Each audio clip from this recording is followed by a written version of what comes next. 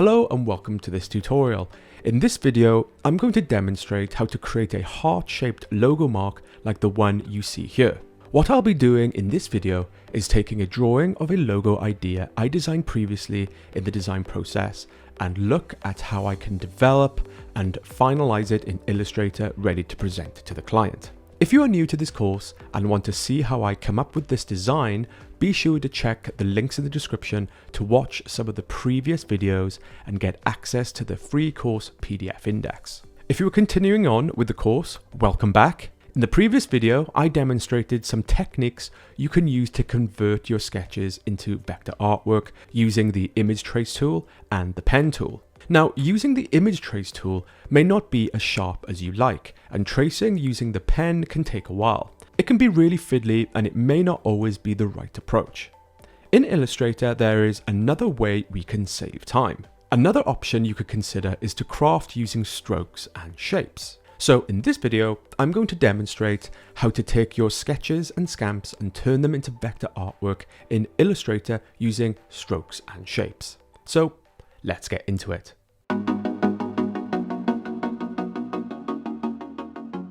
So one of my designs that stood out to me for this particular project was the logo concept Listening Love. The logo formula for this design is sound waves plus to listen plus love and euphoria plus 4 equals listening love, which results visually into this logo icon here. Overall, this symbol could represent love and euphoria for a dance music festival. So looking at my scamp designs for this logo concept, we can see what I want to achieve here. If you want to take a closer look at my logo scamps for this design, you can get them in the course folder. So with the course folder open, click into the design process example folder, click into folder 2 design, into folder 1 visual concept, into folder 2 scamps, and click on the Illustrator doc labeled example logo scamps, and you will have the same document I have open here. So here you can see that for this logo concept, I have considered a variety of compositions that will work with a wordmark element. Now, before I look at the type for the logo design, I want to create the logo mark. So here is an example of the working document for this design I'm going to be demonstrating in this video. If you want to take a closer look at this example, you can get it in the course folder. The course folder comes with my complete logo design solution I will be demonstrating on this course, including all my design example files and documents at each step to aid your learning experience. The folder also comes with design resources, such as a logo design process checklist, process documents and templates, a project folder structure, color sample charts, and a logo proposal document example, all of which you can not only learn from, but use in your own design process. To get the full learning experience and use the resources to help develop your own logo project, I recommend you get the course folder. Download link with instructions is in the description. With the course folder open, click into the design process example folder, click into folder 2 design, into folder 2 artwork and design, into the root 1 folder, into folder 1 form, into folder 1 workings, and click on the Illustrator doc labeled Euphoria Logo Mark Workings, and you'll have the same document I have open here. So in this video, I'm going to show you how I first developed my first logo mark, which is very close to my original scamp, and then show how I tweaked it further to make a more bespoke design. So to begin, I'm going to start by creating a new document. So I'll press Command N on Mac or Control N on Windows to create a new document. I'll set the paper size to A4, I'll set it to landscape, and I'll set the artboard to 2 and click Create. So next I'm going to come into my scamp designs. I'll click on my logo mark, copy this, come back into my new doc and paste and place it up in the corner for reference. So next I'll come to my first page and I want to create a center line horizontally. Now a really quick way to do this is I'll grab the rectangle tool and quickly draw a box from the top to bottom. And here you can see the center point in the middle. Next I'll press Command R on Mac or Control R on Windows to show rulers. And I'll click and drag a guide down to meet the center point of the box. If you can't see your guide, press Command colon on Mac or Control colon on Windows to toggle the visibility on and off. So I'll click my box and delete. So here I want to create a heart shape vector logo. Now to construct a heart shape from scratch can be a little tricky. So before I start to compose my logo, I'm going to create a logo grid. So this is the logo grid I'm going to create for my heart shape. This is going to enable me to compose the heart shape I want. Now, some of you watching may have seen how I drew my logo earlier and will be familiar with the approach. This is the same grid I used to draw my logo earlier on paper. So hopefully, using the same grid here, I will be able to create the same logo effect. Okay, so to begin, I'm going to create a square to an exact size. So with the square tool selected, I'll click once onto my page, and up will pop a properties box. Now in this instance, I want to create a box to an appropriate size in centimeters. If the values are not in millimeters or centimeters, then come up to Illustrator and go into Preferences and click on Units. Here I'm going to set General to centimeters and click OK. Now when I click once with the square tool, we can now see the value in centimeters. Okay, so here I'll put the width to 2 and the height to 2 and click OK. So just like my scamp I did on paper previously, my box here is also 2 centimeters by 2 centimeters. Easy. So I'll pop this over on the far left like so, down on the guide, and I'll come and set the stroke size to 0.25. For my grid, I want the stroke to be really thin. So next I want to come and grab my line tool and quickly draw lines inside my box to create a cross. This is very quickly going to set the center point of the square. Next, with the square tool, I'll click on the top and drag a rectangle to meet the middle of the square like so. Then I'll click and drag it onto the left side of the square. So now I have exactly half of the box to the right.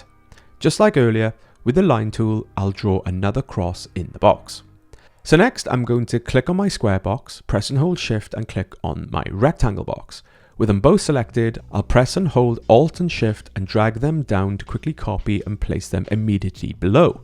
So for now I can press Command: on Mac or Control: on Windows to remove my guide.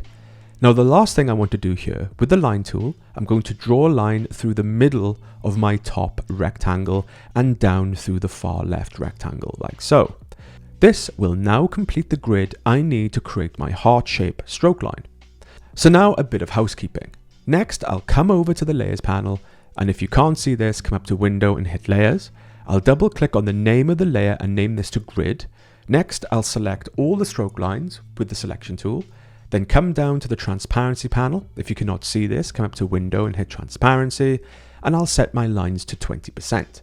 Then I'll hit the lock icon next to the layer, and this will complete my grid I'm going to use.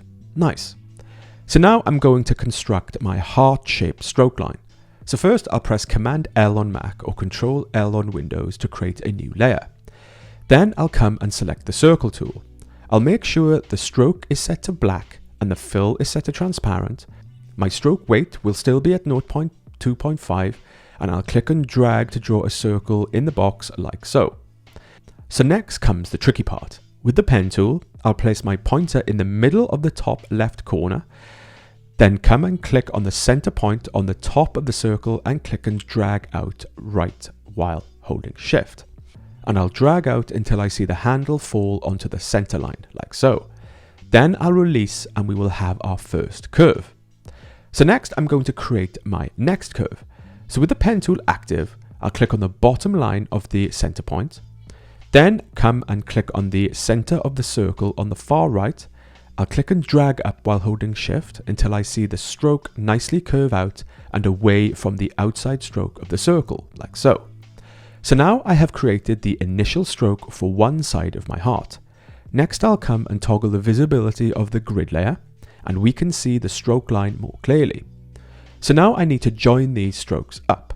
So first I'll press A to activate the direct selection tool, and I'll click the stroke of the circle.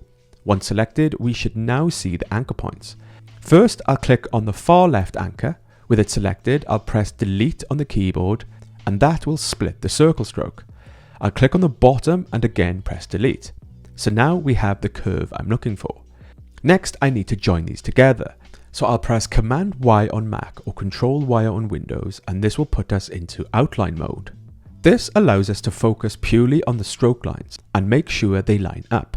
So I'll zoom into the top here, and with the direct selection tool, I'll click and drag over the top anchor points. This will select them both, even though right now it looks like one. I'll press Command J on Mac or Control J on Windows, and this will join the two anchor points together. Then I'll come across to the right hand side, click and drag over the anchor points and press Command J on Mac or Control J on Windows to join.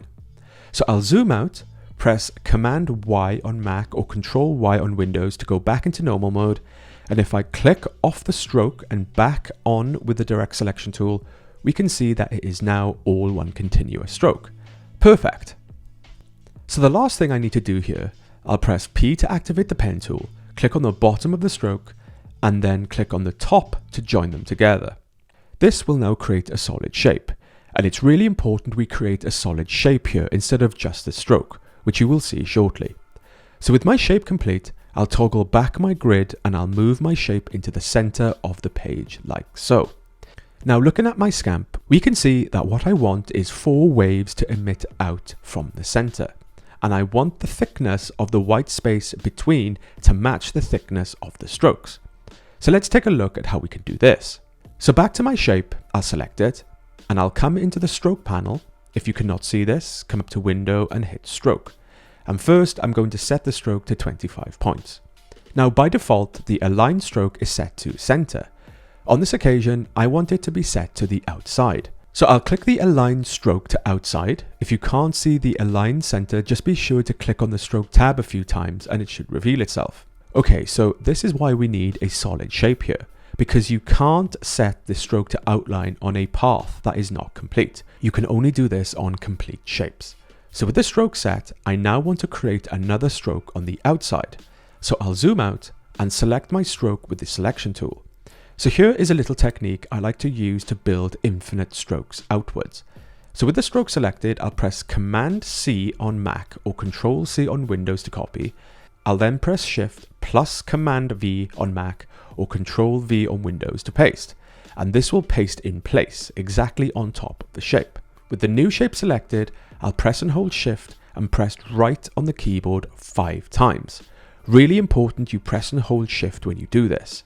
This will then move the shape across like so, where we can see the shape below. Okay, so here we go. With the shape selected, I'll come up to Object and click Expand Appearance. Now what this will do is remove the outside stroke applied and turn it into a shape. Now what we have is a stroke line on the outside and on the inside. So I'll press A to activate the direct selection tool, I'll click off the shape to deselect, then I'll click back on the shape but this time on the inside stroke. With the inside stroke selected, I'll press delete on the keyboard. I'll press once to remove the first part and I'll press again to remove the entire inside stroke line, like so. So now what we have is a shape approximately the size of the stroke below. Perfect. So with my new shape selected, I'll press I on the keyboard to activate the eyedropper tool and I'll come and select the stroke line below. This will then apply the same outside stroke effect to my new shape. Perfect. Now to make things more clear here, I'll come and change the stroke color to a light grey. With the shape selected, I'll press and hold Shift and press left 5 times, which will move the shape back into place perfectly on top of the shape below. So this is why we press and hold Shift when we move, because it moves it approximately out and in the same steps. Okay, so that's the technique we are going to use to continue to build the stroke lines outwards. So again, I'll click my outside stroke with the selection tool. I'll press Command C on Mac or Control C on Windows to copy. Then Shift plus Command V on Mac or Control V on Windows to paste in place. With the new shape selected, I'll press and hold Shift and press right 5 times to move it out. With the shape selected, I'll come up to Object and click Expand Appearance. Again, this will remove the stroke applied and turn it into a shape. I'll press A to activate the direct selection tool. I'll click off the shape to deselect and then come back and click on the inside stroke. With it selected, I'll press delete once to remove part of the line and then delete again to remove the entire inside stroke. With the shape selected, I'll press I to activate the eyedropper tool and this time I'll click on the black stroke line below and this will apply the same outside stroke in black. Perfect. So with the shape selected, I'll press and hold Shift and press left 5 times to move it back into place. And now we have 2 black stroke lines with the same space in between. So now I need to continue this process until I get 4 black stroke lines out from the heart. So I'll do the next line. So I'll click my new outline stroke with the selection tool. I'll press Command C on Mac or Control C on Windows to copy. Then press Shift Command V on Mac or Control V on Windows to paste in place. With the new shape selected, I'll press and hold Shift and press Right 5 times to move it out. With the shape selected, I'll come up to Object and click Expand Appearance. Again, this will remove the stroke applied and turn it into a shape. I'll press A to activate the Direct Selection tool. I'll click off the shape to deselect and then come back and click on the inside stroke. With it selected, I'll press Delete once to remove part of the line and then Delete again to delete the entire inside stroke. With the shape selected, I'll press I to activate the eyedropper tool, and this time I'll click on the grey stroke line below, and this will apply the same outline stroke in grey. So with the shape selected, I'll press and hold Shift and press left 5 times to move it back into place. And now we have 2 grey stroke lines with the same space in between. Again, for another black stroke, I'll click my new outline stroke with the selection tool. I'll press Command C on Mac or Control C on Windows to copy. I'll press Shift plus Command V on Mac or Control V on Windows to paste in place. With the new shape selected, I'll press and hold Shift and press Right 5 times to move out. With the shape selected, I'll come to Object and click Expand Appearance. This will remove the stroke applied and turn it into a shape. I'll press A to activate the Direct Selection tool. I'll click off the shape to deselect, click back on to click the inside stroke. With it selected, I'll press Delete once to remove part of the line and then press Delete again to delete the entire inside stroke. With the shape selected, I'll press I to activate the eyedropper tool and click on the black stroke line below, and this will apply the same outside stroke in black. With the shape selected, I'll press and hold Shift and press left 5 times to move it back into place. And now we have 3 black stroke lines with the same space in between. Perfect. Again, for another grey stroke, I'll click on my outside stroke with the selection tool, press Command C on Mac or Control C on Windows to copy, then Shift plus Command V on Mac or Control V on Windows to paste in place. With the new shape selected, I'll press and hold Shift and press Right 5 times to move it out. With the shape selected, I'll come up to Object and click Expand Appearance. Again, this will remove the stroke applied and turn it into a shape. I'll press A to activate the Direct Selection tool. I'll click off the shape to deselect, then come back and click on the inside stroke. With it selected, I'll press Delete once to remove part of the line and press Delete again to remove the entire stroke. With the shape selected, I'll press I to activate the eyedropper tool. I'll click on the grey stroke line below, and this will apply the same outline stroke in grey. With the shape selected, I'll press and hold Shift and press left 5 times to move it back into place. And now we have 3 grey stroke lines with the same space in between. And again, for the last time, I'll click my new outline stroke within the stroke tool. I'll click the new outline stroke with the selection tool. I'll press Command C on Mac or Control C on Windows to copy. Then press Command plus Shift V on Mac or Control V on Windows to paste in place. With the new shape selected, I'll press and hold Shift and press Right 5 times to move it out. With the shape selected, I'll come up to Object and click Expand Appearance. Again, this will remove the stroke applied and turn it into a shape. I'll press A to activate the Direct Selection tool, click off the shape to deselect, then come back and click on the inside stroke. With it selected, I'll press Delete once to remove part of the line and Delete again to delete the entire inside stroke. With the shape selected, I'll press I to activate the eyedropper tool and I'll click on the black stroke line below, and this will apply the same outline stroke in black. With the shape selected, I'll press and hold Shift and press left 5 times to move it back into place, and now we have 4 black stroke lines with the same space in between. Perfect. So I'll zoom out, and now we can see we have this strange looking shape here with our strokes. This is exactly what I need right now to create the right side of my heart shape. Okay, so I'll select all my strokes with the selection tool. I'll press Command C on Mac or Control C on Windows to copy, and Command V on Mac or Control V on Windows to paste, and I'll move them onto the next page. Next, I'll come and click on each grayscale line and simply press delete until I'm only left with my black stroke lines. Next, I'll select all my stroke lines. I'll come up to Object and click Expand Appearance. Again, this will remove the strokes applied and turn them all into vector shapes. Next, I'll come over to the Pathfinder tool. If you cannot see this, come up to Window and hit Pathfinder. With the panel visible and with all the shapes selected, I'll press Unite. This will now combine all the shapes into one vector shape. So now I'm just going to grab the square tool and draw a large box to cover the left-hand side of the shape to meet down the middle like so. And I'll make sure to set the stroke to transparent and the fill color to white. So here I'll press Command Y on Mac or Control Y on Windows to enter into stroke mode. And I'll make sure the box lines up perfectly with the vertical line of the inside heart shapes like so. I'll press Command Y again on Mac or Control Y on Windows to go back into normal mode, and I'll have something that looks like this. So now I'm going to select all the objects here with the selection tool. Back into the Pathfinder tool. This time I'm going to click on the far right button, Exclude. Now upon click, everything may turn white. With the selection tool, I'll select everything and make sure the fill color is set to black, and we will have something like this. What this has done is just cut the vector shapes in half. I use the rectangle box on the left to cut away the bits I did not want. So I'll press A to activate the direct selection tool, click into the big block on the left and press delete. I'll click and drag over the rest and press delete until it's all gone and I'm left with my heart shape like so. And now I have half of my heart shape.